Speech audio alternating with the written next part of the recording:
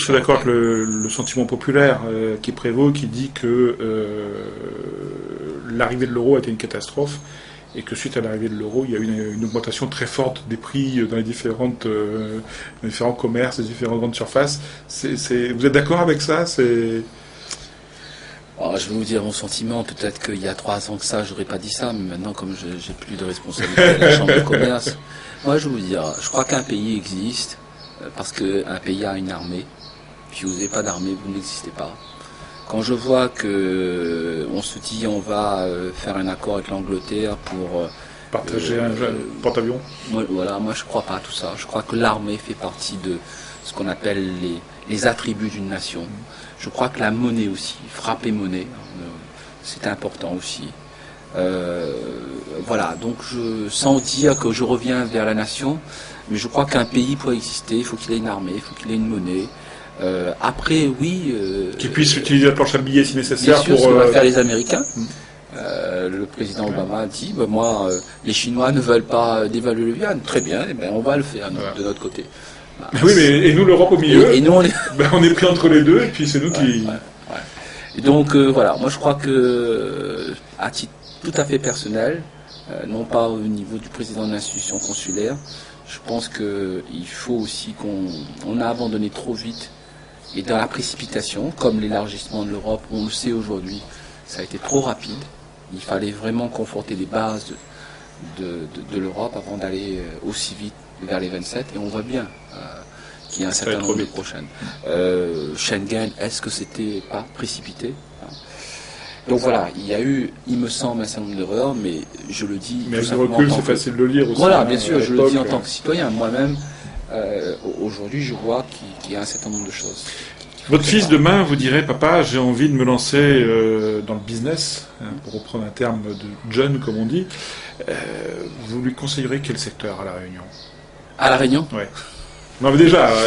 oui, alors, non, effectivement, première question. Est-ce qu'il faudrait qu'il reste à La Réunion ou est-ce qu'il faudrait qu'il parte, déjà? Non, moi, je le dis parce qu'il faut que je le dise en réel. Moi, je dis à mon fils, qui maîtrise 4 langues, je lui dis, écoute, va, fais du business, parce que je sais ce que je lui ai conseillé, monte 1-2 entreprises, n'aie pas peur d'échouer, parce que c'est à partir de l'échec que tu vas apprendre, te former. Donc, vas-y. Fais 1, 2, 3, 4 expériences, c'est pas grave, ton père est vivant, il est là, mais va dans le monde, s'il te plaît. Hein, et n'aie pas aussi une ambition de faire une grande multinationale, tu fais des petites entreprises. Il y a plein d'entreprises qui sont à vendre en métropole, par exemple. Va, achète, moi je t'aiderai, et puis tu pourras revenir à La Réunion et apporter vraiment une plus-value. Bon, alors, prenons pas cet exemple-là, mais si demain vous deviez conseiller quelqu'un qui souhaite, lui, investir à La Réunion, qu'est-ce qui reste comme marché porteur ici? Je pense que le tourisme on a encore des marges de manœuvre. Je pense que le terroir, par exemple, je vois dans la restauration rayonnaise, il y a encore, quand on voit la réussite, par exemple, du bec fin, qui fait un produit de qualité, à un prix... Cap Méchant aussi. Oui, Cap Méchant, donc il y a des choses qui se... Mais comment ça se fait? On parle du tourisme. Tous les voyages que vous avez fait, que moi j'ai fait, quand on va dans une capitale ou dans un... il y a toujours un restaurant, mais un restaurant chic, du produit à La Réunion. Quel restaurant chic créole? Il n'y a pas de... Dans lequel on prenait le tourisme. Gastronomique, voilà. Ou touristique. Ou touristique. Par exemple, à Maurice, vous dites vous voulez manger la cuisine indienne, c'est le curry poulet. Vous connaissez, il y a... Ici à La Réunion, c'est pour ça que je dis il y a encore des marges de manœuvre. Même au niveau des hôtels, il y a encore des choses à faire. Oui. Au niveau, par exemple, de ce qu'on appelle... moi, je suis frappé sur le fait qu'on n'arrive pas à vendre nos identités.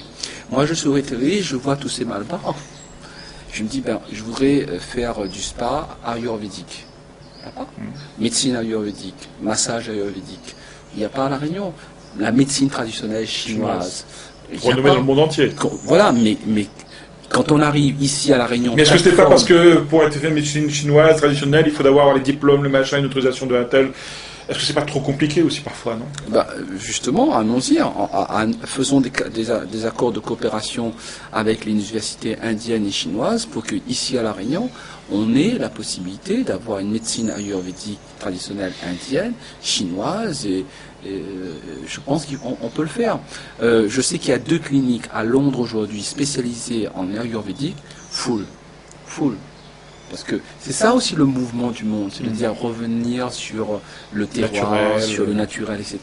Ben, non, essayer d'anticiper. Puis c'est un petit peu exotique aussi, ce qui Oui, fait rêver. je pense que- Quand on est dans le brouillard anglais, je pense que ça fait plaisir d'imaginer les paysages indiens. C'est vrai, c'est vrai.